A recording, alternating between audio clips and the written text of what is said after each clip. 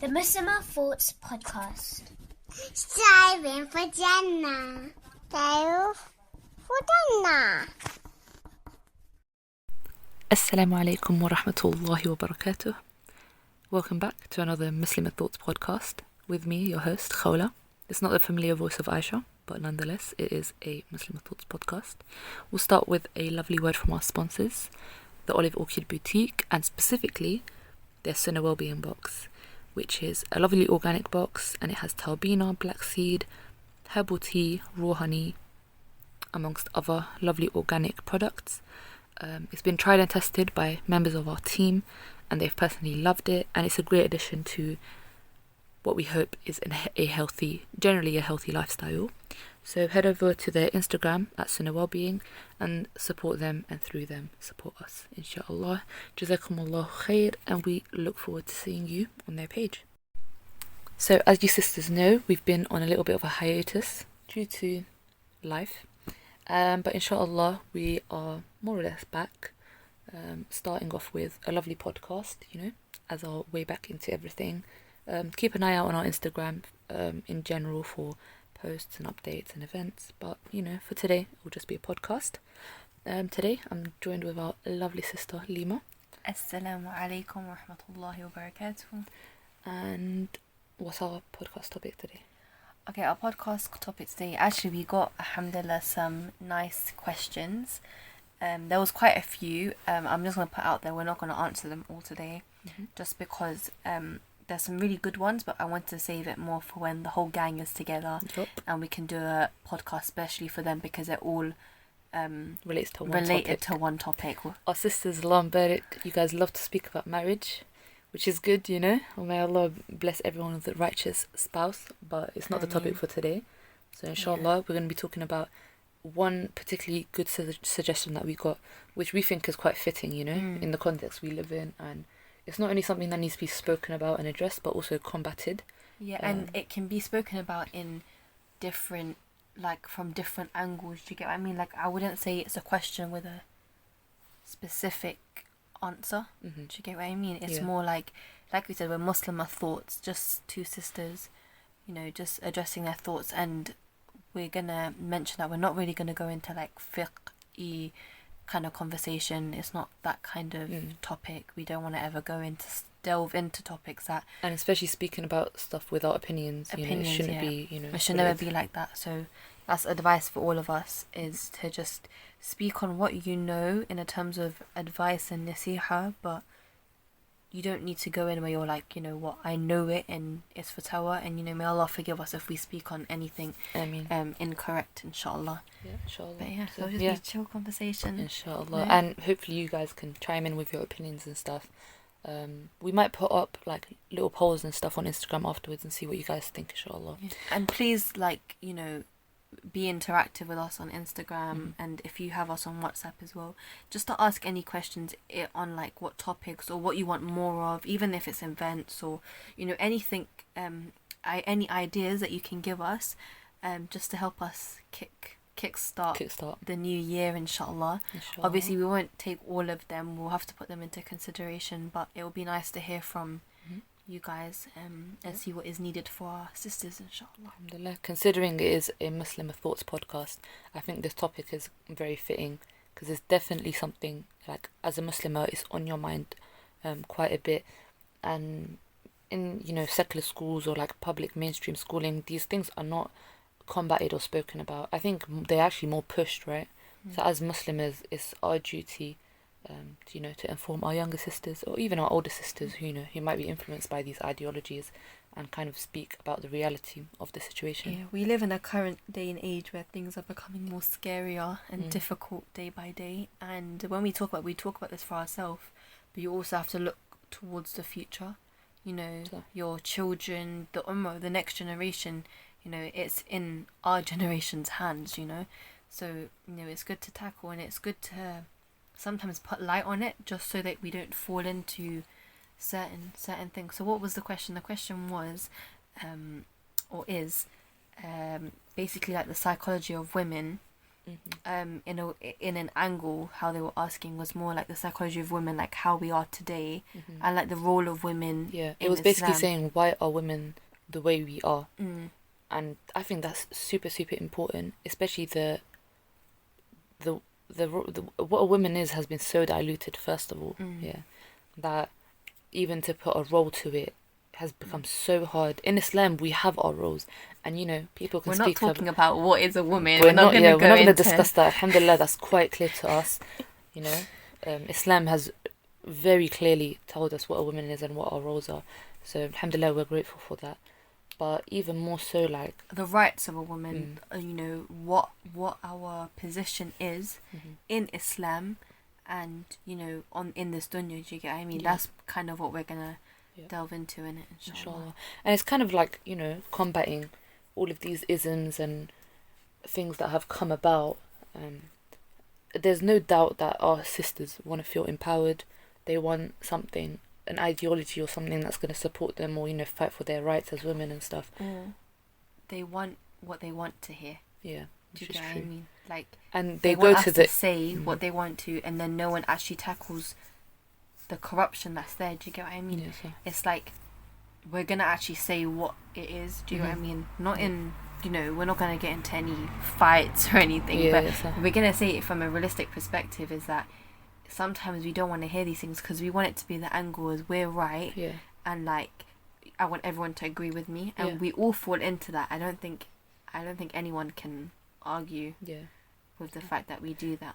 Yeah, we have our shortcomings, but what I mean is because we have that kind of mentality of I want to hear what I want to hear, and I want this like women's support and thing, and women, we have our rights, and we have a right to exercise them, but it's within the realm of Islam, and sadly we have our Muslim sisters going to all of these other ideologies, mainly feminism, let's be honest, and because they believe it empowers them. But when's the last time we looked back towards Islam and saw our rights and our empowerment through the lens of our deen? Feminism is dangerous because it's more so become a form of religion these days. Do you get what I mean? Do you get what I mean?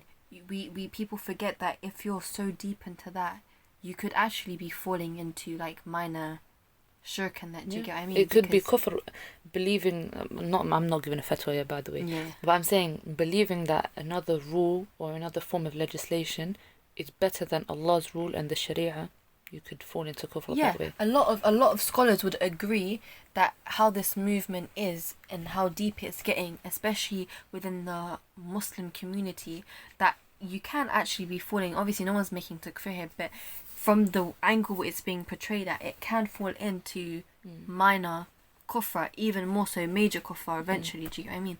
So it's not a light matter. Feminism is not light matter. Hence, a lot of men these days are bringing up the thingy of feminism. Yeah, and it's so good that you said a lot of men are bringing it up, because the majority of time a man wants to speak on these topics, a woman will say, who are you to speak about this? You're a man.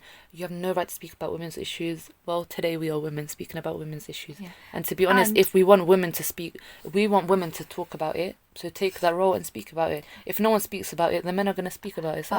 Yeah, and another thing I want to say on this whole thing, and because you brought it up, I'm gonna talk about it. But what is this thing with why are men speaking about women's issues? Because if you look at the role in the ummah, women aren't really known to speak up. Do you get what I mean? Obviously it's okay, no one's saying it's haram, but it's not as common for women to be out there. Since if we're talking about roles of a woman, we're not the face of everything. It's usually men, right? Even in Arabic, the basis is he, him. Do you get what I mean? So it's not like we're openly out there, and it's not as easy for women to be out there. Do you get what I mean? So when men speak about these things, it's because they feel like it needs to be addressed, and that they can. Obviously, not everyone's saying that all men that speak about it is correct. Everyone has their faults. Do you get what I mean? But men can speak about women's issues, because if men couldn't, the Prophet sallallahu alaihi wasallam? Who are the scholars? They are men, and they speak about women's issues. Secondly, I hear this a lot, and it's quite embarrassing. But women are saying, you can't speak on deep fiqh. Men are not allowed to speak on deep fiqh issues. When it comes to taboo issues, and I'll call it menstruation, things like that. But if you didn't want men to speak about it, then be the Muslim, Yeah. the female Muslim scholars of the Ummah, you know, be the upcoming scholars. You can teach it to the women. Then we wouldn't have to men. innit? To be honest, when women, you know, not even in a bad way, yeah, like, you know, but when women do speak about these taboo issues, like you said, menstruation, this, because it's a personal thing, we sometimes tend to expose ourselves too much. And you realize that we are women, and if men do happen to listen to these, because it is still public space, we can't say, yeah, no men are gonna listen to it, because that's pretty what's the word? Not innocent. What's the word? Naive. Naive, yes, Yeah. naive. We always need Khawla for big words. It's not even that big, but still. Naive. But yeah, we are quite naive to say, okay, no men are going to listen to us, because you're putting yourself on a platform.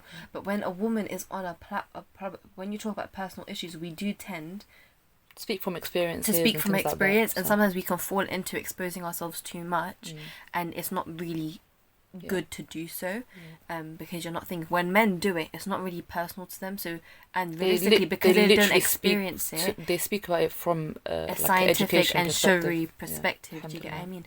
So sometimes it is good to listen to, and I can say from just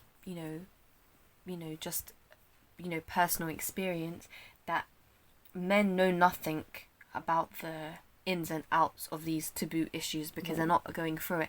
But if he's a well-studied man, he probably knows way more about the fiqh of menstruation than us women do ourselves. 100%. How many young girls know? But a man, if he actually knows it from like a shari fiqh perspective, if he studied anything in fiqh, he can literally tell you everything. Do you get what I mean? And then we just know the we know the experience of living these things.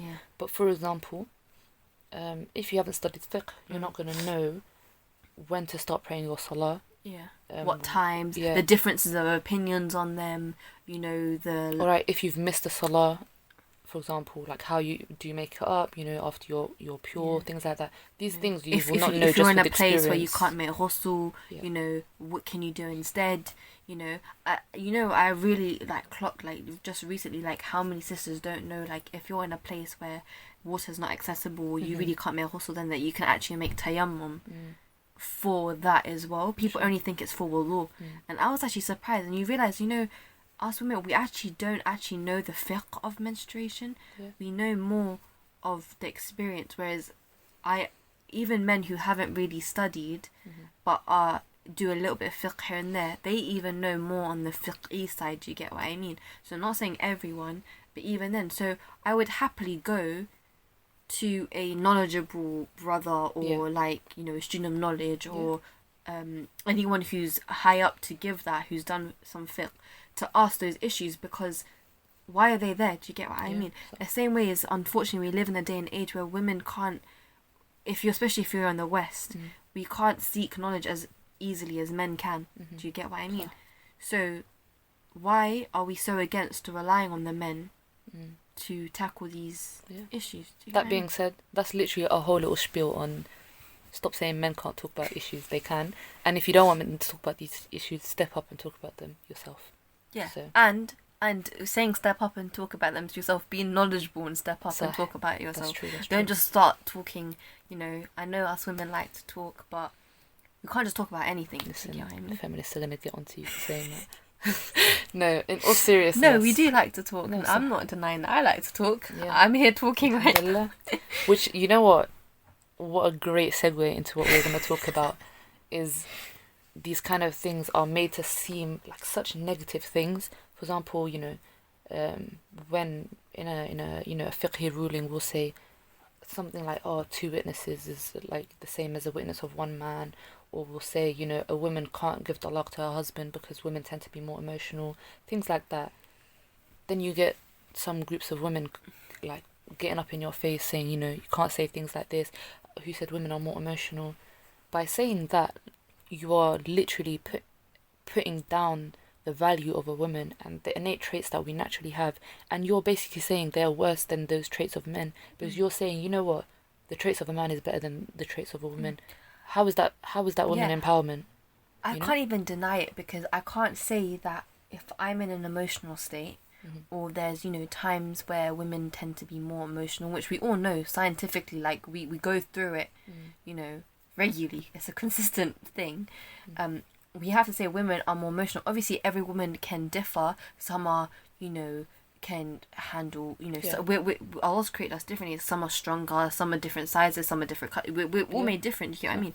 That's how women are. So some might be more general, emotional, but there is a base of an emotional, and men are emotional as well, but it comes across differently in a different women, manner. Do you know what I mean? Men's emotions, they might take it out in a completely different way to we do. No one's saying emotions means she cries all the time. Just we're emotionally attached to things, or we're emotionally driven. We are. Women are actually emotionally driven.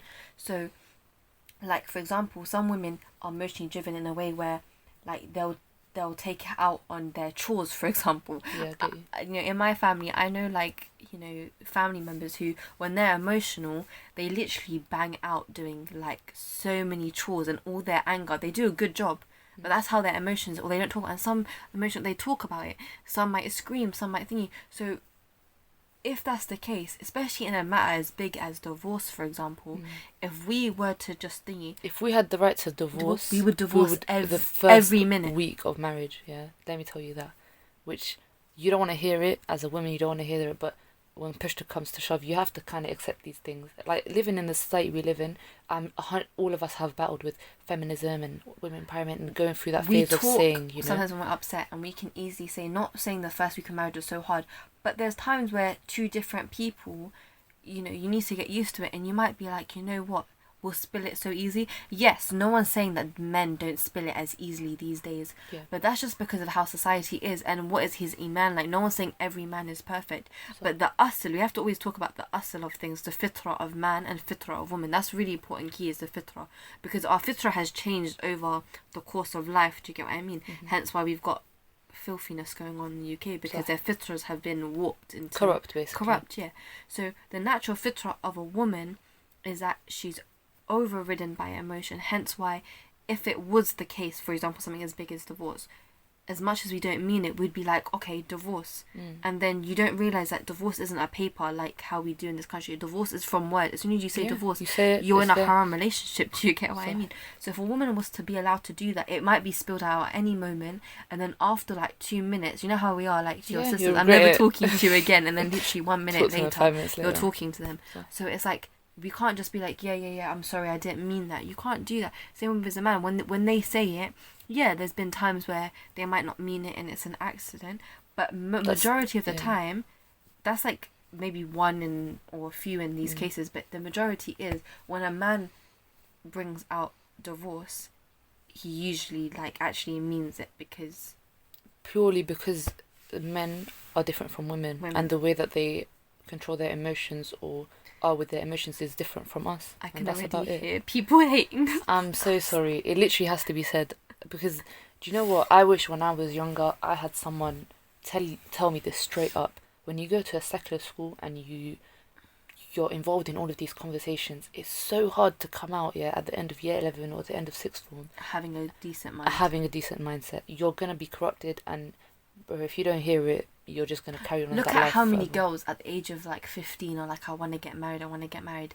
As soon as they turn 18 and 19, all of a sudden it's like, men are trash, all of this. Do you get what I mean? Exactly. And that hurts me, because it's like, okay, maybe you're young, then your mind was still young, because girls at the age of 15, they aren't like the time of the Rasulullah sallallahu alaihi wasallam. But it's just sad when you see like someone you know who's like around 15, 16, and she's so pro marriage and excited, and that, you know, that joyfulness of something that's a sunnah, do you get what I mean? Something that's liked in their religion. And then as soon as she turns 18, 19, the age where, you know, we could be finding her a husband or a nice spouse, you know, she's like, you know, bun marriage, you know, I'm not ever doing that, I'm never having kids, I'm never thinking. And you're thinking like, that's not from the deen, because marriage is seen as a big part of the religion. It fulfills half your deen, and not because all of a sudden you become a very good Muslim. It's the reason why it fulfills your half your deen is because it keeps you away from some of the major sins, and which a lot of people tend to fall in nowadays, because free mixing is so predominant. Zina is so widespread these days that it's not far far-fetched, especially if you're going to secular schools. Marriage can protect you. You know, no one's saying that there's no problems in marriage. Marriage is a whole new chapter and test within itself. But it's very, very beautiful if you do it for the sake of Allah, and if everything's done by Quran and Sunnah. I really, wallahi, I can say, if things are done by Quran and Sunnah, even from the moment of the nikah and the wedding, if things are done properly. I think you guys did a podcast on weddings and how like smaller weddings have barakah and these big weddings. You start your marriage off with haram. Yeah. Allah does not music, put barakah in dancing. haram. If you start off your marriage with haram, it's going to be consistent. There's no going to be barakah in the rest of the marriage. Hence why people say, yeah, but you know, I see people getting divorced 2 months after their wedding, big in debt. But that's because you started it off with haram. Allah's not going to put barakah in something that wasn't. I mean, beforehand. you take loans and, you know, riba to do your wedding. You invite. It's a mixed like setting where there's music.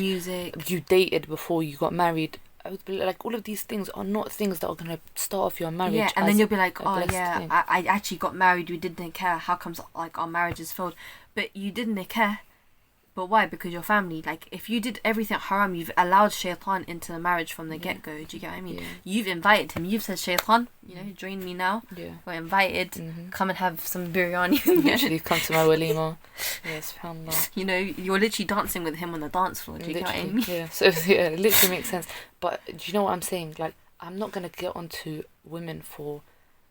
I mean, I am, but I'm not gonna get onto them too much for having this mindset. They literally went through a machine of demoralization and corruption. Having gone through school system, that's literally what it is. But you have to remember, after you reach a certain age, it's not your parents or the society's fault anymore. It's upon you. The obligation is upon you to seek knowledge on what is obligatory for you. Yeah. And if you don't go out of your way to do that, then. And really, I'm not gonna lie, we need to. I would say is definitely detox our mindsets, because they're so corrupt these days that it's hard to come out. And even me and, you know, you talking about this right now is good, but it's something that, you know, you probably had to overcome. Like, alhamdulillah, I would say, like, you know what, I didn't have to have that test of coming out of a secular thingy and hearing this stuff because I was homeschooled. So a lot of how I am has been like that for a long time. I wouldn't say I've had this big test on changing my mindset, but I know you would agree that you had to come out of it. 100%. Right? Do you know, we spoke about this, I think, in our second episode of our podcast or something like that. But when I clocked a change needed to be made, was when you would hear the word obey in the context of marriage, and you'd have kind of a repulsed like feeling towards it. Alhamdulillah, now I hear obey and I say that's an order from Allah subhanahu wa ta'ala, and it's something I have to do. And as a woman, if you fulfill your 5 pillars of Islam, well, I think if you pray your salawat and you obey your husband, you can enter Jannah from any door, you know, and that something is so beautiful, you know. You not saying if you're in a bad, like, this is completely, don't take it out of context. Like, if you're in a bad relationship, I understand that there is bad relationships. You can, I mean, you know, the bad things can happen where you cannot stay in that marriage, but that's a complete different topic. But if you're in a good relationship, doesn't mean just because you're in a good relationship and you're happy and you're in love and you're whatever with whatever is going on, you've got kids, you've got everything going for you, doesn't mean there's not tests in that marriage. Just because it's happy doesn't mean there's tests, because there's tests in everything. Do you get what I mean? So even if you're in, like, for example, a really happy marriage, whatever, but those tests come about, if you go through those tests successfully, even if you're stubborn or whatnot, remember, if your husband dies happy, it's literally a free ticket to Jannah. Do you get what I mean? I think it's, I'm not sure what scholar of the Salaf said it, but it says your husband is your hellfire and your Jannah. Like, you please your husband, of course, in accordance to Quran and Sunnah, in what is, you know, legislated by Allah subhanahu wa ta'ala. You don't disobey Allah to obey your husband. You obey your husband, you know, and you obey Allah subhanahu wa ta'ala. Then, you know, inshaAllah, that determines where your outcome is. And if any women want to say, like, you know, men get all the nice stuff and the women don't, you know what I mean? Yeah. If you look at any ayah or any hadith or anything, when it's talking about, like, for example, Jannah's underneath the woman's feet if she raises, you know, pious kids. You don't see that for men. Jannah's the key to Jannah if she, you know, looks after her husband. You don't hear... Or if you raise, I think it's 2 daughters, I think. I think it's 3 or 2, there's a difference. 2 daughters of you know, and good pious daughters, Yeah. then it's like the father's ticket to Jannah as well. Mm. I'm so sorry if I'm misquoting the hadith. Ask Allah forgive Yeah. me, but But that's they the do general say- gist of it. Yeah, It's, but they I do say think- Jannah's underneath the mother's feet as well. Mhm. And on top of that, you don't really hear them say like, the husband enters Jannah if his wife is happy. Do you get what I mean? Yeah, yeah. It's for the woman. If her husband's happy, she enters Jannah. So sometimes you can look at it like that. That Allah does know how He's created us. That we have a lot more hardships and burdens in a different way, but there's more that women go through in life that we have to tackle in a different way, which honors us more. Do you get what I mean? Yeah, the honor of the woman is great in Islam, and anyone can come listen to this and be like, well, you know, everything's so male-centered, and you know, everything's in accordance to the men. Why is it all about the men? But you haven't deeped the role of a man Even in if you Islam and the look role of a woman in Islam. That's back something in to look history, into. even without Islam, if you look back in history, you know, like the Greeks and stuff, you know, astaghfirullah, but you know, like Greek gods and stuff, they were always seen as these big, muscular, certain men. Do you get what I Yeah. mean? So, you know, when you go to the thing and you see the, you know, Yeah. the harami statues or whatever, they're a bit disgusting, but you always see these naked Yeah, men. I get you. Not trying to talk about naked men, right? Yeah. But so they would see it as that is to them superior. Do you get what I mean? That is a powerful, and then there's always a woman behind. Do you get what I mean? Yeah. So the men are always the Amir, but there's a woman there who's the organizer of the home. Like, you still need a woman. Hence why Allah's created man and woman in pairs, So- not equals, but in pairs. Yeah. Do you get what I mean? We're equal in the sight of Allah in terms of our good deeds and our piety and our righteousness. But not in abilities. We're but- still different. So, and you know, this is a good, again, very, very good segue into roles. You hear a lot, gender roles, social construct, who said women have to cook and clean, who said men have to go and fend out and, you know, get a job and provide for their family. You know, this is made up, why can't it be reversed? And you know, the simple answer to that is, I'm not quite sure why you want to be a man as a woman. I'm honestly not sure at all. SubhanAllah, if like being a Allah woman. wanted us... exactly, I like being a woman too. But if Allah wanted us to be the same, He would have created one gender. There are two genders for a reason, and our roles are different for a reason. Society could not function Same way. So if we had the same jobs as a man and a woman. Society could but not look, function. you know, in like a corporate job or any job, like if you work in a school, for example, there's roles in place for a reason. If you mix up those roles, the school won't run the same way. You have the head teacher, you have supply teachers, you have, you know, SEN teachers, you have the Senko officers. You literally have so many roles within one organization. Yeah. If everyone was literally saying, oh, you know what, I'm going to do what I want to do. And How this is unfair, I want to yeah, be equal. How is the school going to run properly? Because everyone has their roles and responsibilities. So I don't know why people can't use that same concept of roles and responsibilities and put in your life. People are going to hate me for saying this. Yeah, they're going to hate me I'm for not saying gonna all lie, the the things whole I'm podcast. saying. Yeah, but, you know, one thing I would say is like, not even one thing I'm going to be waffling on. But one thing is that if like, for example, a woman, our roles, these are actually our roles, meaning is a man can't give birth. I don't care who wants to tell me that men can give birth and have babies. You need to go get help. But women give birth. Alhamdulillah, you know, we carry the babies, and I'm proud to say, you know, we're the ones who do that, and men aren't taking credit for that. So, if we were to have kids, a father is supposed to be in their child's life, no doubt. No. A father is important, you know. He with Allah's help, put the baby there. So, you know, he is a part of the child's life and the mother's life, no doubt. And he has a role to play. Yeah, he has a role to play. However, it's not going to be the same way. The mother carried that child for 9 months. The child suckles on the mum for at least 2 years, or the minimum for 2 years. The mum has a more deeper, more, was it internal connection to the child. You're literally, you know, umbilical cord joint to the child. We do have more of a physical connection than they do with their dads. Do you get what I mean? They do with their dads, but it's not the same.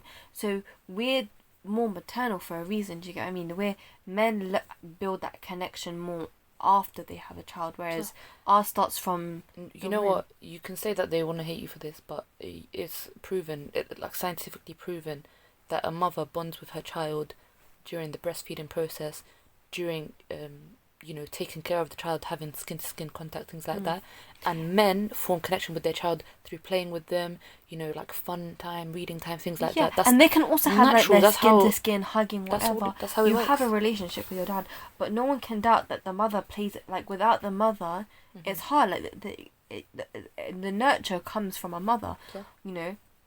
That's how Allah's created us. We hold the baby. There's a different connection that they'll always have, and it's deeper than anyone can understand. Hence, a child recognizes their mother as soon as they are born. Do you get what I mean? They latch onto you. Do you get how much more can you want? So once a child comes into the picture, the mum needs to be there more than the dad, because the dad's always, his role has always from Islam has to be the provider for his wife and for his children. He's an amir for the reason in that household.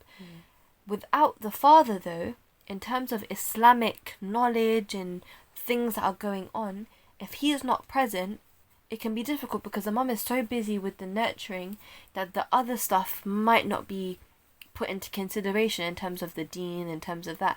Like, that's the man's job, is to seek knowledge and to think. Same with the woman, but he, as a man, what more is it like?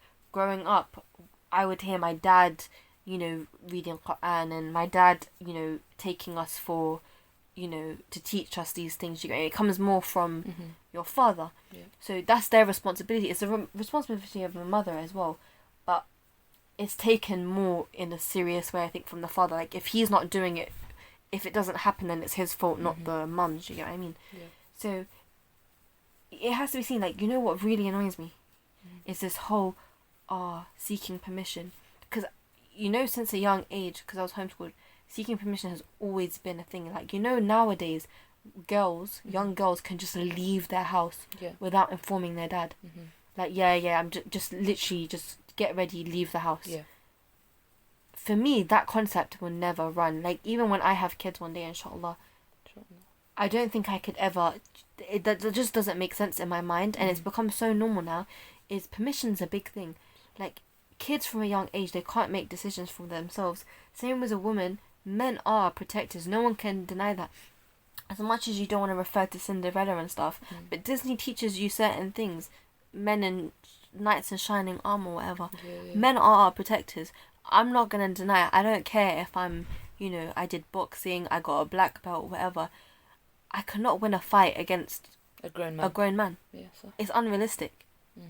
I might be able to defend myself a little bit and hold out, but the reality is, one way or not, I'll get eaten alive. Do you get what I mean? Like, it's no one come at me saying yeah, a woman can defend herself from like a big guy. No. Do you get what I mean? It's not realistic. This is what I'm saying. It's this whole thing with gender roles. At what point in human history did we decide that the role of a woman was less important, less virtuous, less honourable than the role of a man? If we're speaking about a woman empowerment, then you are the least people that are empowered as a woman. Alhamdulillah, as Muslims, we are empowered and we are proud to be the things that we are and the roles that we have. You putting those roles down says a lot about your stance on women, more than it says about how much you want to empower yourself and how much you love women, And if you think about it, like, it's like how I see it is like, people these days, they won't see hijab and abaya or jilbab and niqab as empowerment, but you should really see it as empowerment, because you're covered up to not only protect yourself, but to protect a whole ummah. Do you get what I mean? People like to come in and view, okay, but why do we have to cover up for men to lower their gaze? Yeah, like, even men, yes, they should, lower their gaze, and that's their right, and, they'll be held accountable for it, so on and so forth. However, it's been stated clearly in the Quran that men have been created differently from women. Men's desires are different from women's. Do you get what I mean? They are severely or very attracted to women. Do you get what I mean? Like, men's desire. Just plainly put, men's fitna is women and women's fitna is the dunya, you can't really equate, saying, why do I have to cover up and he only has to lower his gaze? Yeah. Men have their It's own a hijab support, as well. yeah, like just because Allah knows how the world is going to create it. He knew there was he's created us with a choice. So there's Muslims and non-Muslims. So either way, there's going to be non-Muslims uncovered, right? Mm-hmm. So why, as the Muslim Ummah, should we do that as well and make it more difficult for men? Because they're already going to go through that difficulty of the women that are, uncovered around them. Yeah. And yeah, they should lower their gaze and however, but no one's saying if you are a man, it's not tricky. Do you get it? It's probably true. We have our hardships. Do you get what I mean? Same way as men have their hardships. Allah has definitely created men and women differently. You can't deny that. No man will deny that. So, their everything is very different. So, us women covering ourselves is to protect ourselves as well. Yeah. Of there's corrupt men and women these days. We're protecting ourselves, and not only that, unfortunately, you have to cover up in front of women these days as well. So, SubhanAllah, it's true. It's not even just for men. It is true. You have to cover up in front of women.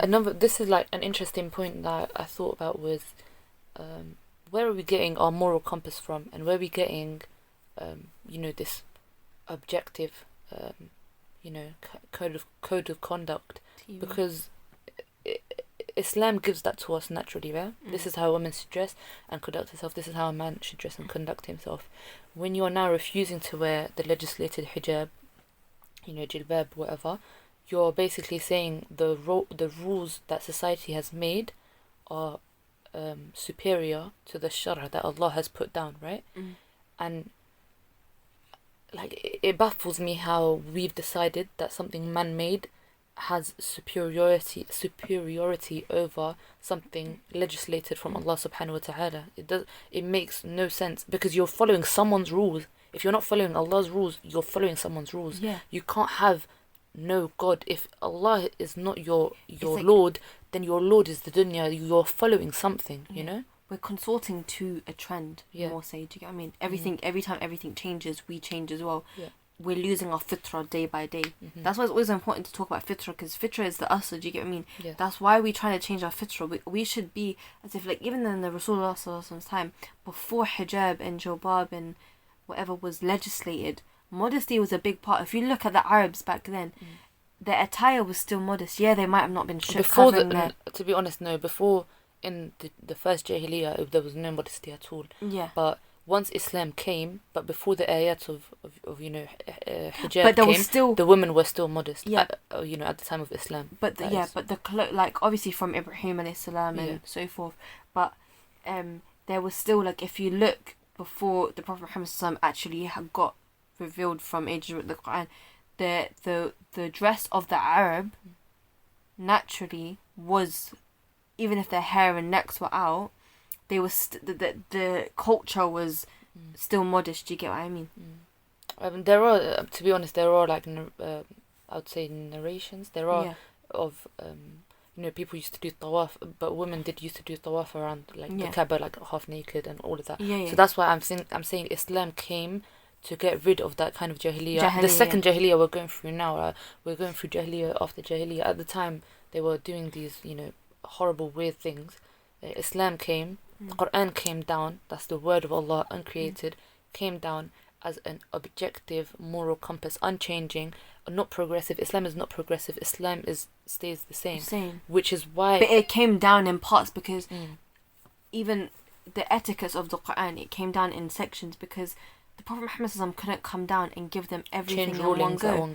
Because it's still thinking, you can't go from an ummah that was so corrupt to making them just do everything perfectly. They would have given up within the first mile. Hence why when we bring, when someone reverts to Islam or converts to Islam, you take it step by step, tawheed, then salah, then do you get what I mean? Yeah, basically, if you say it too, you're going to scare them off. The true aqidah for, like, the Prophet sallallahu alaihi wasallam, for the first majority of his da'wah, he only called to tawheed, and then after, then it was like even alcohol in the Quran.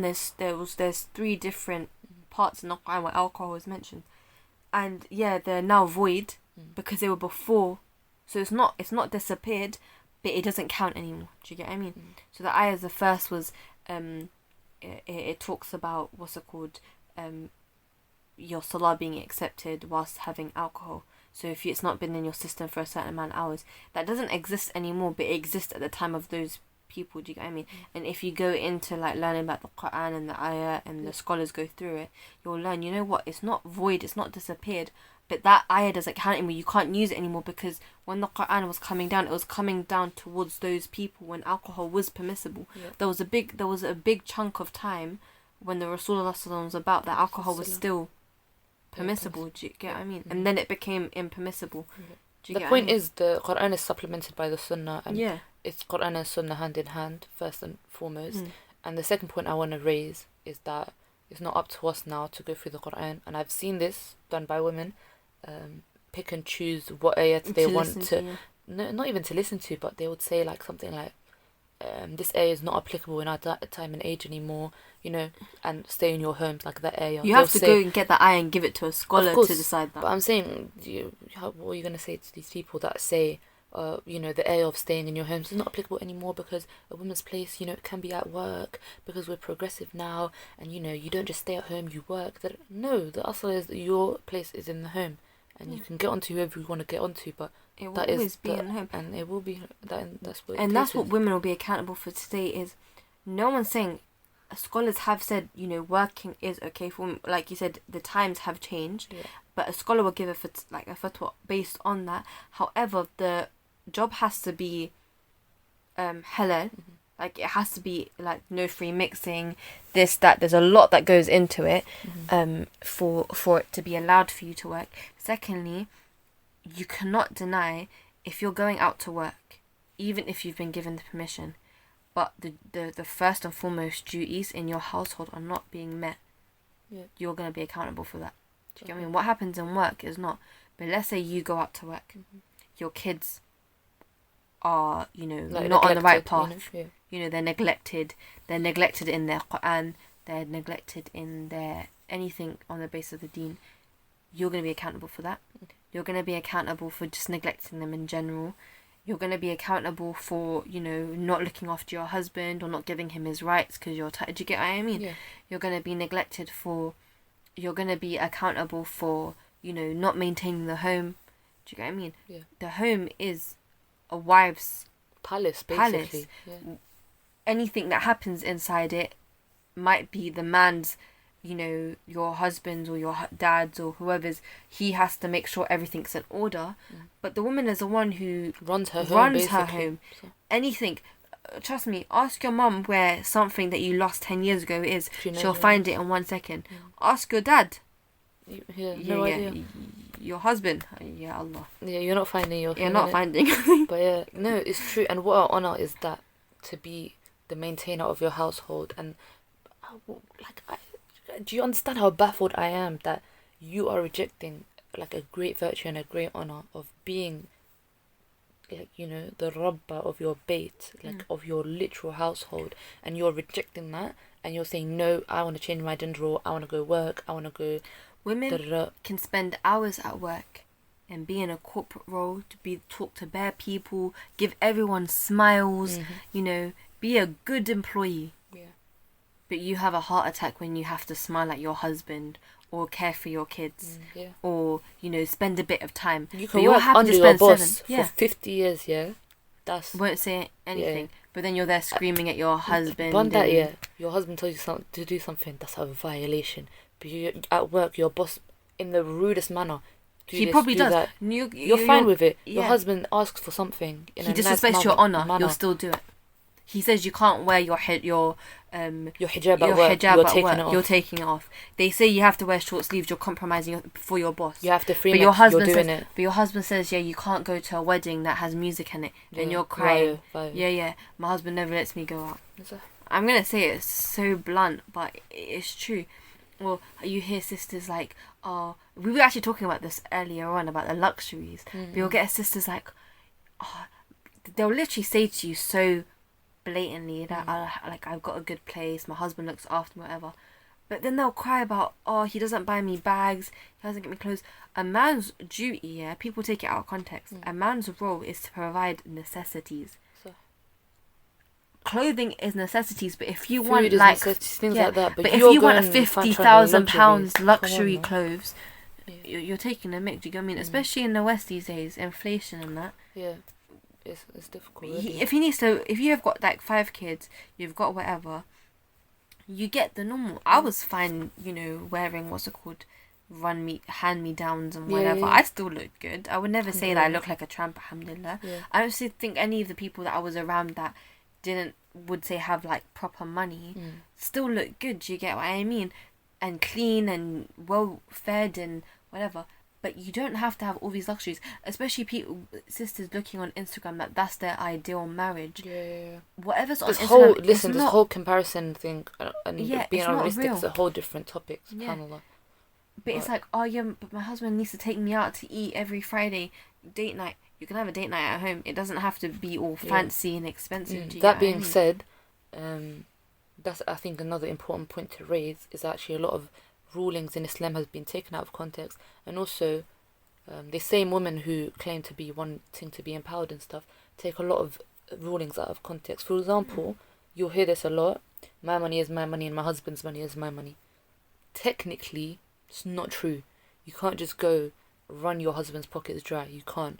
Your husband has to provide, as you said, the basic necessities, and he doesn't owe you big luxuries. Of course, out of the kindness of his heart and out of having a good relationship with each other, he'll give you. You can give him. That's how a relationship works. Yeah, you're allowed to give to him. Yeah. You don't have to, but don't take that. Oh yeah, I don't have to, so I'm not gonna get out of the kind. You can help out here and there if you want to. You'll get rewarded for it. Since when did marriage become like a transaction of I want only my rights and I don't care about my husband's rights, or the husband thinking, bro, I only want my rights, I don't care about my wife's rights? If you stop for a second and you stopped thinking about receiving and you only thought about giving, what kind of a person, when they're receiving so much from their spouse, is going to be like, you know what, bun them, like you're going to want to reciprocate, like subhanAllah, the way marriage has been like kind of we ended up speaking about marriage anyway, but the way that marriage has been kind of spoken about, marriage always comes into like feminism. It's just been made to feel like a give and take, a transaction. Just stop and think about the other person's rights, and then add to that, subhanAllah, women love to say to men, lower your gaze. They love to say, spend money on me. When it's convenient for them, they like to say, I want to stay at home, you have to provide. They love all of these rulings, as they should. But they pick and choose when they take in place. The other side of the rulings, like obey your husband, they don't want to obey. The other side of the rulings, like protect your husband's honor in his presence and in his absence, they don't want to obey. The other, even asking your husband's permission, they don't want to obey. It's picking and choosing. That's not how Islam works. Even if you look at the ayat and hadith that actually talk about the whole transaction, like your money, his money is your money and your money is your money. Like it even says like a big part of the role of a woman in marriage is preserve her husband's money. Is preserve her husband's wealth. So if you're here spending big money on luxurious items, so it's preserving his wealth and preserving his honor. So if women are there bashing their husbands, you're not preserving his honor. And if you're there, just using his money uselessly, you're not preserving his wealth. His wealth is your responsibility as well. It is his responsibility. The whole asking permission as well is that if there's no asking permission, then no offense, but us women will run wild. Like as soon as our dads, back in the day, like said, okay, you're like if they were to say you're allowed to dye your hair, don't deny it. Pick the craziest. We're gonna pick the craziest colours. We'll get excited. You ask for leave from your boss, bro. These people don't celebrate Eid. They go to work on Eid. They obey their bosses with such, like so much. Like they obey them so much, and then it just comes obey your dad, obey your husband. They have a fit. It's like wallahi, we've come so far from our moral compass. We've come so far. Like no one's saying asking permission. Like you have to say to your husband, "Can I cut my nails?" Obviously, you're not asking him what socks can I wear. But in terms of you say to your husband or your father, or whoever your mahram is that you're with and is safeguarding you and your family, you ask them if you can go out somewhere. They need to know. majority of the time people forget that you have to go out of mahram anyway, certain distances. Yeah. But let's not even like go that deep. Same ways, if you're gonna purchase something, it's your husband's money, but doesn't mean he doesn't need to know what you're purchasing with that money. Yeah. You know, and it builds. And from another perspective, in helping and advice for married couples, is that builds a lot of trust. Do you get what I mean, between husband and wife? Yeah. In seeking permission from your husband brings a lot of trust and a lot of compassion, and it makes a man feel like thingy. And you know what is another thing is like makes a man feel what? Respected. That's what it is that men value respect, which is different to us. And they respect us as well. We value respect as well, but more so kind of value love, appreciation, those kind of things more. And if a man feels respected, we will feel love and appreciation. That's what It works I'm saying. hand It's in a give hand. and take. You can't be rejecting all one sides of one equation. At the same time, you want to get, the other side of the equation. It's a give and take. I'm going to break this down as well, because some sisters were talking about it recently, and it was like about the roles and things like, oh, my husband should thingy. My husband should do this, my husband should do that, whatever. And I'll say, when a lot of sisters talk and do these podcasts, whatever, it's always bashing men.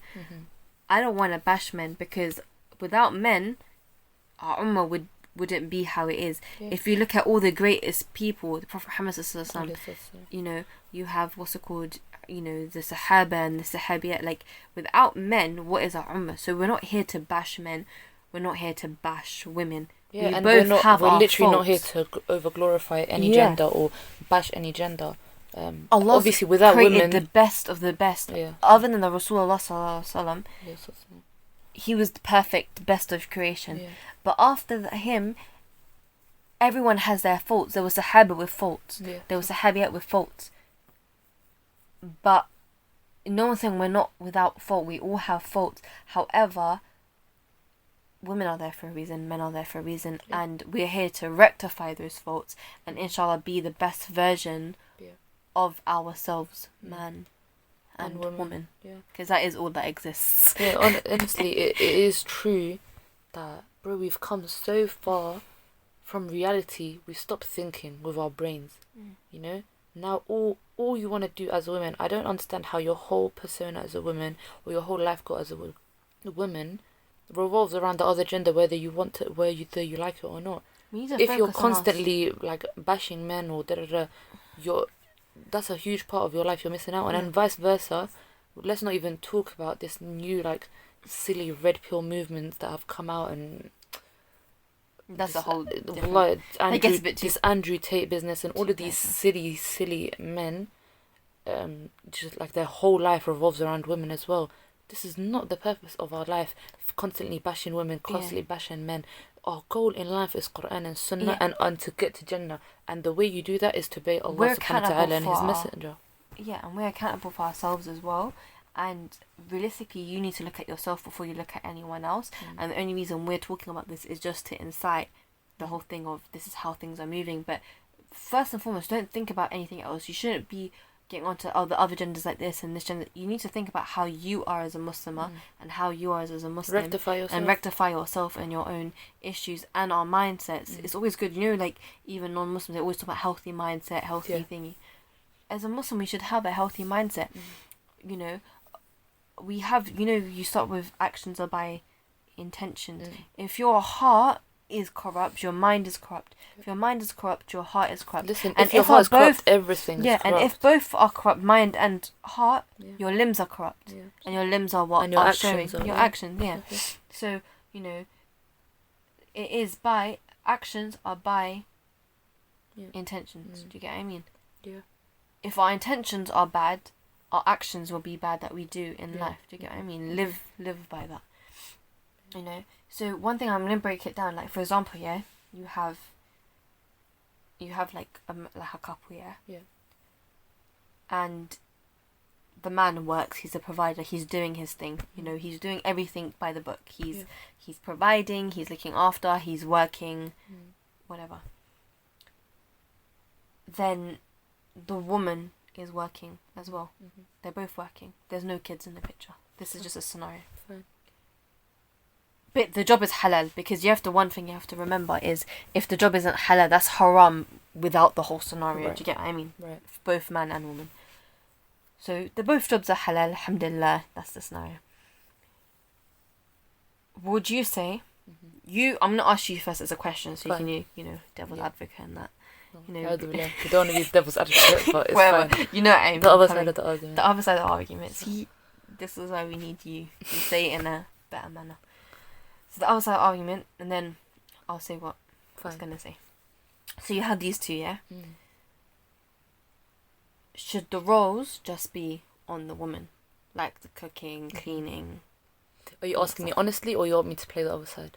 I'm asking you honestly. Ask Like, me what do you honestly. think? What if the husband working full time and the woman is working full time? Yeah, halal jobs. Oh, I don't like these questions, mate. I don't know. I'm not married. Alhamdulillah. Ala kulli hal. No, not alhamdulillah because I'm not married. Alhamdulillah because alhamdulillah always. But yeah, I would say I've heard, I think, that the rulings for this, like the role of the woman cooking and cleaning, is something that's disputed over by the scholars anyway, whether it's obligation or not.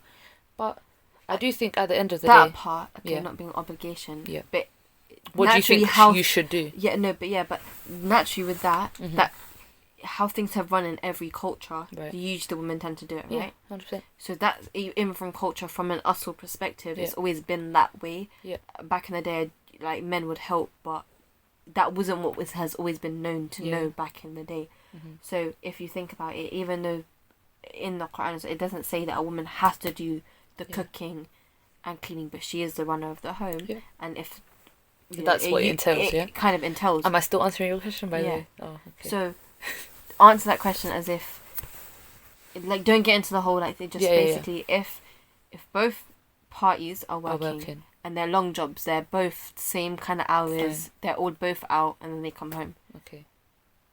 Should the roles Be split or... Yeah. Do you know what? I'm not gonna lie. If you're having a loving relationship with your husband based on Quran and Sunnah, I don't see any man who's gonna say to you, "Oh, you're working the same hours as me. I don't care. Get in the house, cook for me, clean for me." No man on this face of this planet, if they are righteous, that is, if they're like a Understanding. salih man, is gonna say that. Naturally, you're gonna split, or it's not even gonna be 50-50. I don't know. The man might do more. But you're there to help each other. That's my answer. Mm. My answer is I would never know until I'm in that situation. But it seems like a fair, just situation would unfold in that scenario. You get me? So you answered that quite well, actually. Okay, Jazakallah I'm khair. proud of you. I appreciate that. Okay, so some things, obviously, culture is a whole different topic, but some cultures, they do believe, Yeah. you know, that has to be whatever. But like you said, if they're a righteous man, Mhm. and they do follow Quran and Sunnah, and we're talking about righteous because the important part Mhm. is being a righteous person Yeah. changes a whole Yeah. factor. Do you get what I mean? And even if you were to get like a fatwa on this, they would say to you, yeah, because we looked into this recently, and they will say to you, like, if both parties, and the husband has given that permission as well, remember that work. the husband's given the permission to work. It's not like she's just gone, I'm gonna work. He's given that permission to work because it's halal and whatnot. And you know, especially in society today, we might live in places like, for example, living in London right now Right. is a bit hard for anyone. Even a man with a really, really good job, it's hard. Do you Yeah, get what I mean? The 100%. amount of bills and this and that and skyrocketing prices. So if his wife was to work and to help out, even if she is working, he's never saying, you have to give me the money, whatever. Yeah, She can yeah. choose to use that money for herself that he can't do for her. Yeah. Whether it's like clothing, luxuries, whatever. She can do that. But he's just saying to her, if you work, you can use that money for yourself. Sure. Because I can't, unfortunately, offer that because all my money is going towards hekka. Do you get what I mean? Yeah. So if bear in mind, so the permission's there. If your husband, it's both of you come home, and he's like, you know what, I'm not gonna lie to you, I can't cook to save my life. Yeah. You cook, I'll hang out the laundry Right. and I'll clean up. Mhm. You're not giving. This is the key factor. You're not giving him the role. Right. Do you get what I mean? And it stays your role. Yeah. You're not saying to him, this is your role, you have to do it Yeah. all the time. You're just helping each other out. Yeah. The issue is when You start. you're like, okay, every Monday and Thursday you have to cook, Right. Right. yeah. Right. and then those days I'll clean. You're setting him those roles. Do you get what I mean? Yeah. Because let's say one day he was at work all day and you were at work all day. You come home, you're home. But he goes to durus, for example. He goes to classes in the evening. Are you going to tell him to come home, not seek knowledge to help you? Because he's got his Monday and Thursday rota where he has to cook for you. No, that you're keeping him away from good. That's where it becomes the issue, because you're making it a role for him because it was never his role. Allow him to help. Yeah. Do you get what I mean? I get you. Same but way, you know what? Even in the context, you said, if the husband and wife are both working the same hours, da-da-da. But beyond that, even when a woman isn't working full-time and she's a stay-at-home wife or mum or whatever, the husband still helps. Like, it's not, you don't even have to put the scenario of, we both work and stuff. The husband, if a man is not helping at all, he's going to be accountable for giving his wife the Prophet sallallahu alaihi wasallam is our example, and the Prophet sallallahu alaihi wasallam was in service of his family. There's a hadith that said he used to sew his own, mend his own clothes, cook, but no one said the wife wasn't helping someone. Like, just because, like, one thing I learned is, like, just because it says that doesn't mean it was like a all the time thing. He would do it. He was capable of doing nothing. But he helped, And he helped. Some days he would do it, but probably majority of time they were doing it. Same way as now. Same way as if you have kids in the picture now, the wife can be doing the jobs. The husband or the father of those children can be spending that time with them, and so on and so forth. Same way, the issue is when you're putting that role on them, because women can't deny it.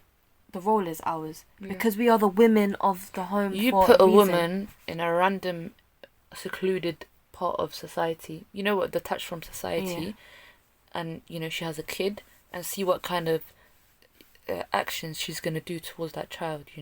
Your maternal instinct kicks in, and you're gonna do those things that a woman would do. You put a man in the same position, he's going to be out providing. You know what, the scientists and all of these people, even those who believe in evolution and we were cavemen back in the day and we were monkeys and that, all of them still believe that man's role back in the day was to go provide, hunt, and then mum's role was to look after the kid and stuff. No one denies this. No, we've come to big I don't want to go out hunting either. No, innit?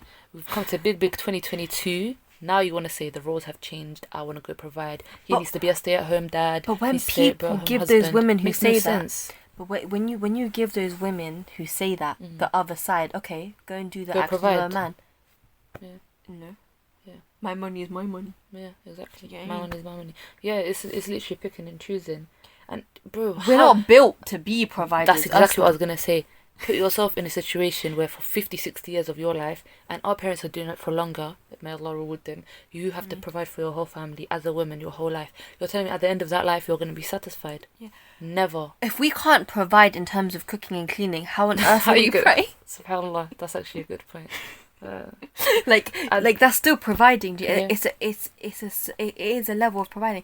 If I can't provide basic, I'm not saying it's basic, it's not easy, I'm not gonna lie, but if I can't provide basic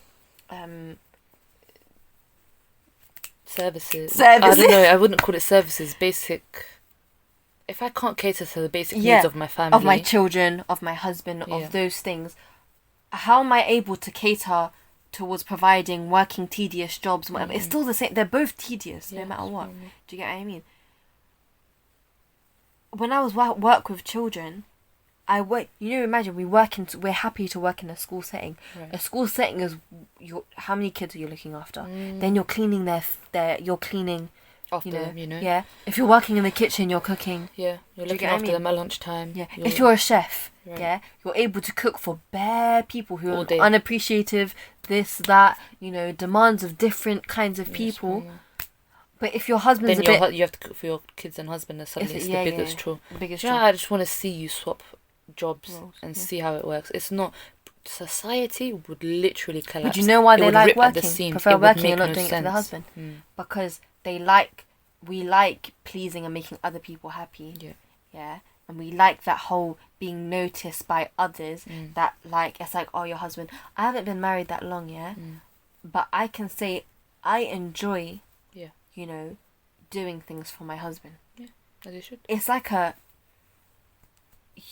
it's not a prideful thing, but it makes you happy. I get you, because through pleasing your husband, you're pleasing Allah subhanahu wa ta'ala, and that's literally why you feel that kind of contentment. Yeah, and when he says to you, like, I'm pleased with you, and Allah's gonna and they notice, they notice and they appreciate that because they know that you're doing it for the sake of Allah and how you're doing it.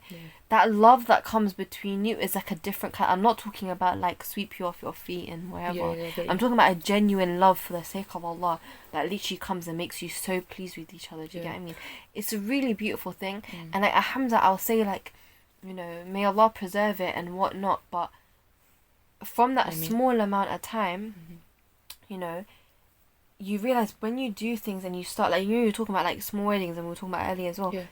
When you do things and you do everything, literally trying to do everything, like even making the biggest sacrifices because your family might say something, making big sacrifices like not mixing it, by keeping it small but still nice. Like you can have a really nice wedding, wear really nice clothes and everything, but make it so halal, it's unbelievable. And that you'll notice that barakah for the rest of your marriage life. Whereas not start it off with barakah and then see the effects afterwards. When you're seeking Allah's pleasure in everything that you do, you're going to see the outcomes. Which is, I think, the main issue here that we have is that the intention, as you said, is incorrect. When a woman is going and, you know, working in a job because she wants to please her boss or whatever, at the end of the day, she's pleasing her desires and she's seeking only the pleasure of her desires, which she might enjoy momentarily, but then at that point she has her Lord and her God is her desires. But when you're at home and you're pleasing your husband and you're obeying your husband and, you know, providing, you know, in your home for your children, then you're only doing is seeking Allah's pleasure. And at which point you have confirmed your tawheed is there because you're doing it for Allah's pleasure. And then you get happy when your husband's happy, when your children is happy. And you're happy because Allah is pleased with you because you're doing it for His sake. It's disgusting that it has become disgusting. Like it's actually to please Allah, basically. In essence, that's what it is. It's become disgusting for women that they that like to make their husbands happy. Like that's a disgusting form. Like to do it for your husband. Like they'll say, "Who is he? Who is he to? He's just a human." Da, da, da. But you don't see the bigger picture. But you married him. He's still your husband. They become your family. Forget thinking about it logically. Allah has told you to do something, do that thing. Allah is the most wise and He's told you to do it for a reason. And if you're doing that and you're obeying Allah, you're seeking His pleasure, you will be happy because you will get your reward in this life and in the next. People are gonna hate me for this one as well, Oh, with the controversy, go on then. But let's try to keep it not that controversial. I know I've never had kids, but no one can say when you grow up with big families that you don't really know much about kids. But one thing I'll say, you know what it is, and tell me if you don't agree. Right. But you know when you first get married, in that first year that people like to call the honeymoon period. Not that I would know, but go on. You know what honeymoon period is, though. Yeah. I think every year should be a honeymoon period. Of course, the way, you know. It should never be like a specific year and then you let your true colours out from the first moment. Okay. Do you get what I mean? But I'm saying in that honeymoon people like to say honeymoon period, when you first get married and everything's, you know, fine, you in that honeymoon period you kind of, you know, make that effort to dress up and whatever, and then as soon as you have kids, I know kids aren't easy, but it's like it becomes all about your kids, and then your husband becomes that little neglected. Do you get what I mean? Obviously, it's not always on purpose. Like kids are tedious. Kids do take a lot of work, and then the housework as well. So, like I said, a husband should obviously, just out of the kindness of his heart, not putting roles there. Yeah, I get it. Obviously, help and whatever, but surely you must agree, like, if we have time when people have kids, to still go and see their friends, right? Like you'll see sisters okay, with bare kids. Going with this. Yeah, you'll see sisters with bare kids, and when there's a wedding, mashallah, they'll look peng 10, 10, you know, looking snatched and all. Come, you've done it for sisters. No, there's no harm in that. But when you're at home, there's none of that looking nice anymore, right? Because you're like, there's no time for kids, but you'll make time to, you know, do certain things for yourself. Do you get what I mean? Right. So, what is the harm? No one's saying to put. Correct me. I'm not saying this in a way where you have to put 5 layers of makeup on and thingy. Right. But just wearing nice clothes, doing your hair. You're basically saying, you know, being presentable and basically still putting in effort in the long run, right? And still giving some attention to your husband, even with kids. Whether it's just, even with including your kids in it, but doing a nice dinner, or just doing, like, even if it's like a 10-minute portion of your day, to give your husband that attention that he deserves. Got you. Same way as a husband should do, and I'm saying should do for his wife, even when she has kids, it's still important. Right. But why has that been so neglected and become an issue? Oh, but my kid, I'm looking after his children. Right. Do you get me? You know that? Yeah, I get you. It should still continue after that. I'm not trying to say it's in a bad way that women, and it might not be easy for them because of the kids, but you're basically saying it's a sacrifice and you'll get rewarded for it, basically, innit? But it's not going to be hard. Because people say after kids their relationship might not be as strong. But you have to remember, like, sometimes relationships, it's not unconditional like it is with your parents. You have to work for everything. Same way as your kids, you have to work to raise them. So if as soon as you have kids, you feel like some people, like, you know, some people might have like 5 kids and then there's divorce happens after 5 kids, and you wonder why. But sometimes it's like, you know, with anything, with a car, with a thingy, maintenance right? is in order, right? So I feel like naturally, part, like how you said women are emotional, we also like attention. Do you know what I mean? If our husband stops giving us attention, we'll be upset.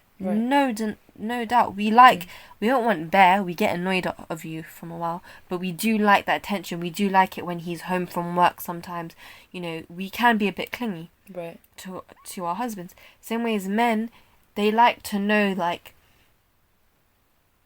that you're making an effort for them. Men like to see that. You honor and respect them. That's his way of being like, you know what? That's my wife. They like that. That's how they are. So if you put that little, they don't feel like they're second anymore. Do you get what I mean? They're not hating you for looking up. They're just saying, despite how busy she is, she's still putting in effort for me. Because men have that leadership role where, you know, like how, for example, kings, they used to want to be bowed to. That was their sense of superiority. No one's saying to bow down to our husbands, but when you use the word obey, they have that level of superiority. Do you get what I mean? So that's just their fitra of a man. It's not the same for women. Do you get what I mean? They have that head role. So if we're taking that time out just for them, they'll get gas. Do you get what I mean?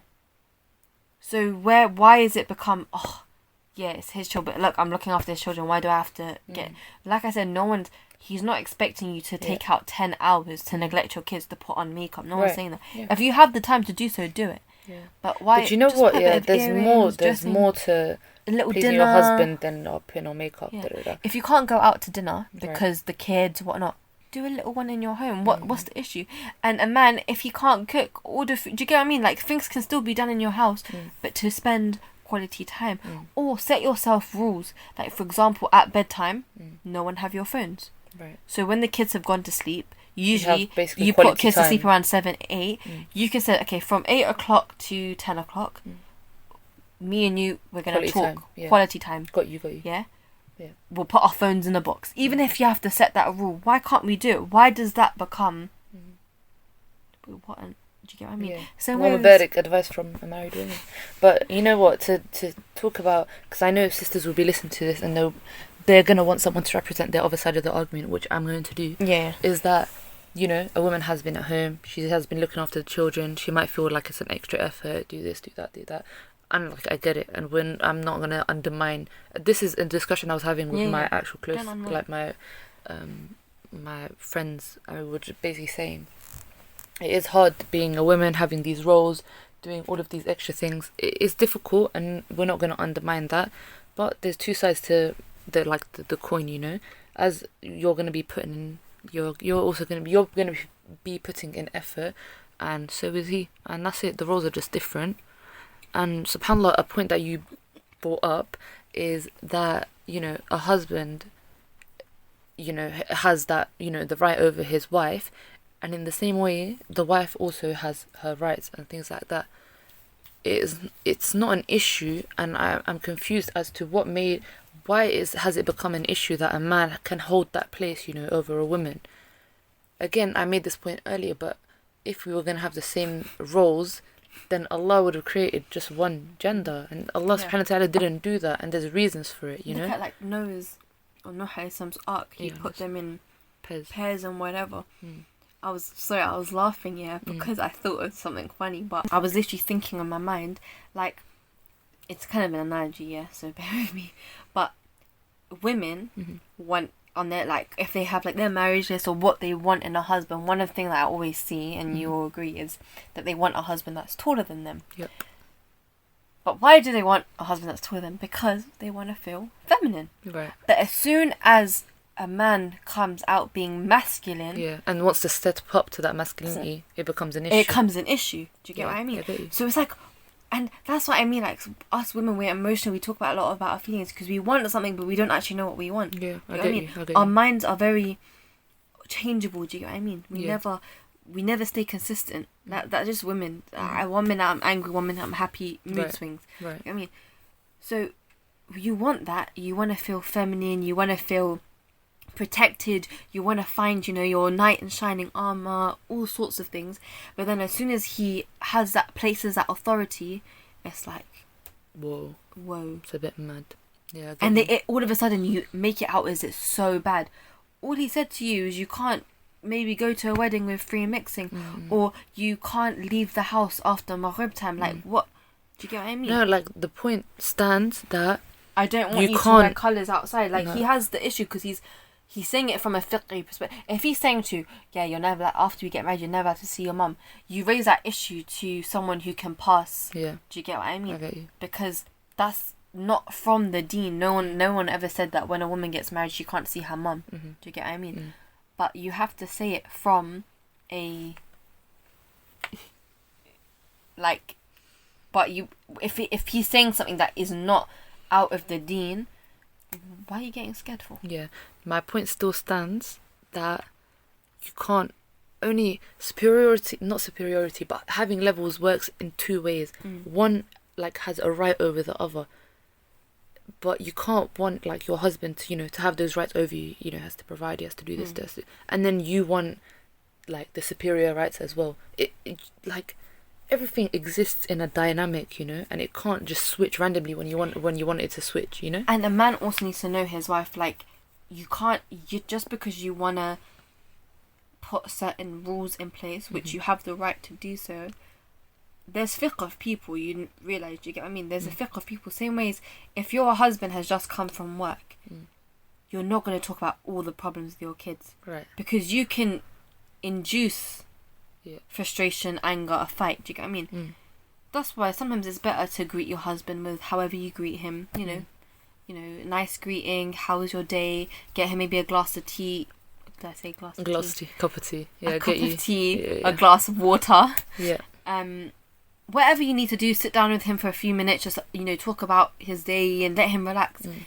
Then be like, okay, we need to address whatever. Do you know what I mean? You know what? It's fiqh of people. I'll give you advice, even though you're the married woman. I think, I'll not give you advice, but I'll give some advice. I think, it would be good to have something like a designated, like, discussion time, sit in your week. So it's not, every day let me pester with this and say, this is wrong. That have a set time in your week, maybe where you raise family issues. Keep saving those issues throughout the week or whatever. Have a little family time where you discuss those things. Do you get it? Anyway, what do you think? I'm actually going to talk about this. I'm not talking about this to go into my life. May Allah protect me and all of, no evil eyes in that. But, I'm going to bring up just as a piece of advice for, married sisters. That's literally the only reason I'm doing it.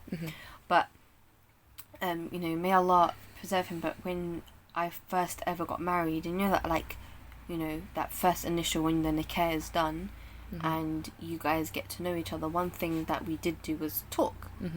And talking in any relationship is the first and important thing. They always say communication is key, all of that. Key, yeah. No one wants to practice it. One thing that we did is that he did it was actually set these things, like he calls them his golden rules. Right. And he had written them down, and we said we would talk about those golden rules and we would see which ones we want to put in play, and if I agree with them, basically. And they were just stuff like, you know, if one is angry, you know, sit, like, do the things of sunnah, walk away, try not to shout at each other. And there were so many of them. I'm not going to go into detail because some can be like personal or whatever. One was like, for example, our phones. We never have our phones at the dinner table. Right.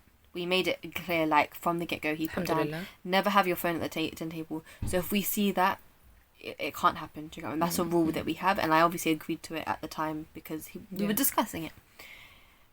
Don't have your phone at bedtime. Right. Because maybe when kids are asleep and thingy, you know, the night is young, you know.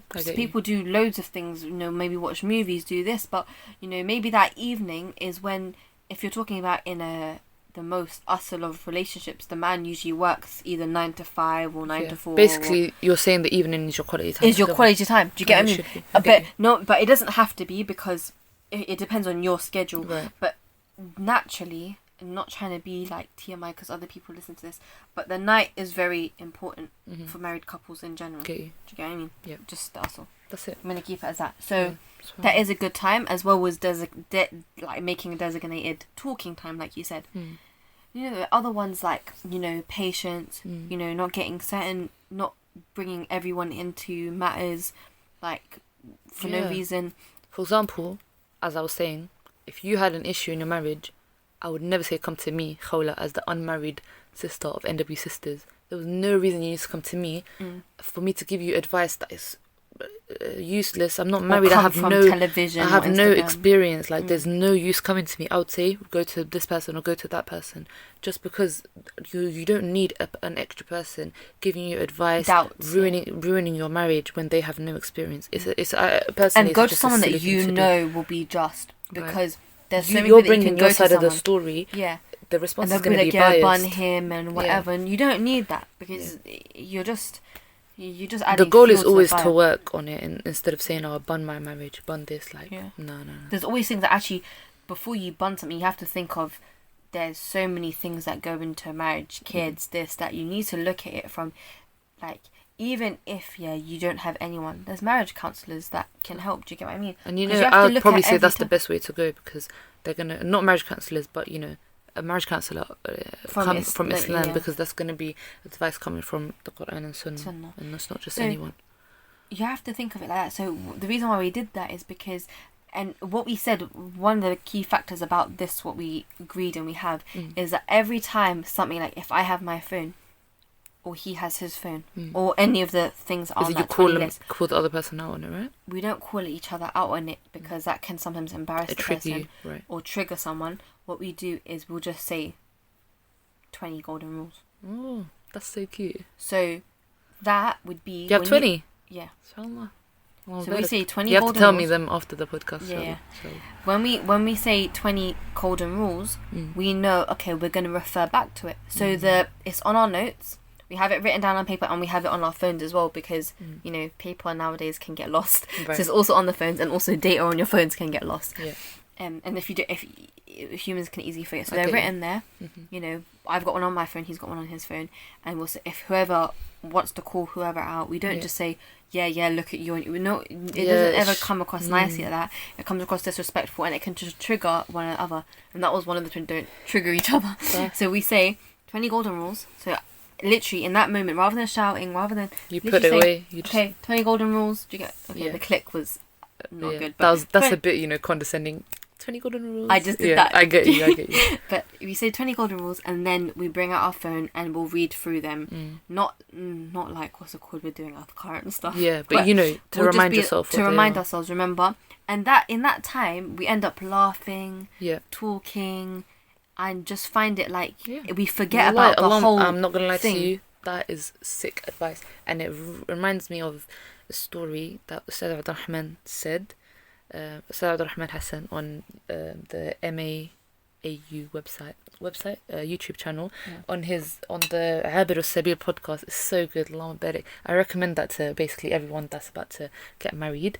But he said it was a righteous man, and I don't know if it was a Sahabi, it was just a righteous man, but he said that when he got married, him and his wife sat down and kind of came up with a list of, it's kind of like no-go zones, yeah, for the man and the woman, and the man kind of told his wife, these are the things that you should, like, I don't like, don't cross these things. And then the woman did the same thing for her husband, and throughout their whole marriage, he said that they didn't have any issues, because they just didn't violate each other's rules, except for one time where they had an issue, and he said that was my fault, I violated her rule. But subhanAllah, that's the recipe to a good marriage. I ask Allah to put barakah in it, because that is really, really good. Because people make mistakes. We're gonna annoy each other. You're from different backgrounds, different whatever, maybe different walks of life. You're still two different people. I'm not the same as my friend. I might have best friends. I've got sisters. I get annoyed at them.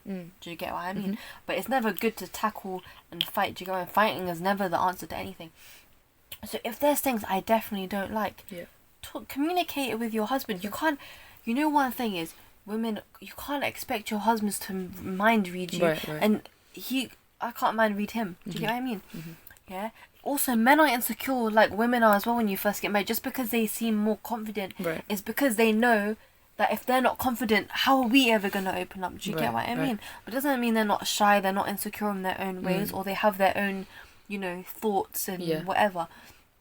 If your husband really says he dislikes something, why are you going to continue to do that? And if your wife says she really dislikes something, why are you going to continue? Obviously, if it comes like, okay, your wife says she dislikes cooking.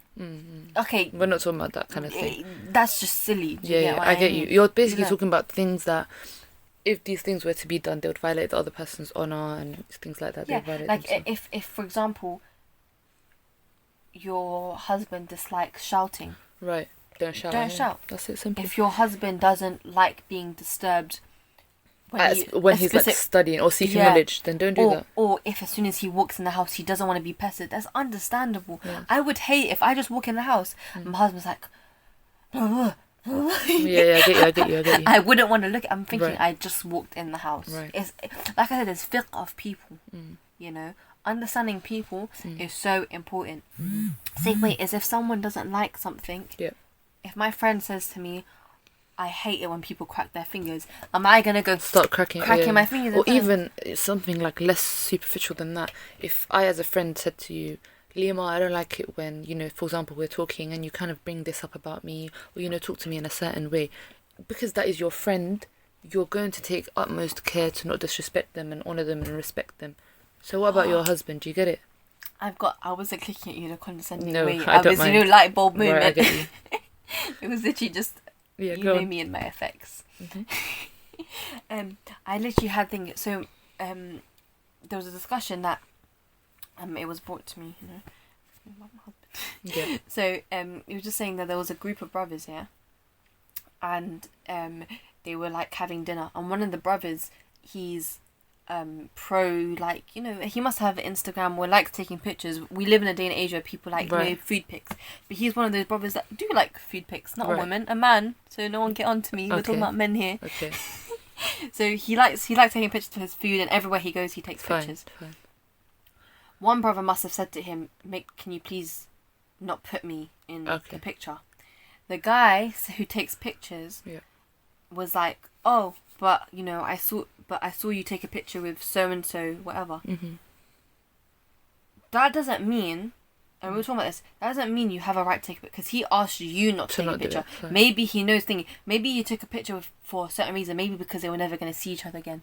Maybe because he was so close, like a family member. Maybe because he was going to show it to a family member. Maybe because it was a nikah. Like, I know, for example, people in my family that they never take pictures. Even when it comes to someone's wedding. But when it was on my wedding day, I took pictures. Like me, for example. I'm not in people's pictures, but you know when it's on an occasion, some people might not find it permissible as well. Like, people take that opinion. So do you get what I mean? True, you can't question that. Do you get what I mean? That they have no harm in thinking that.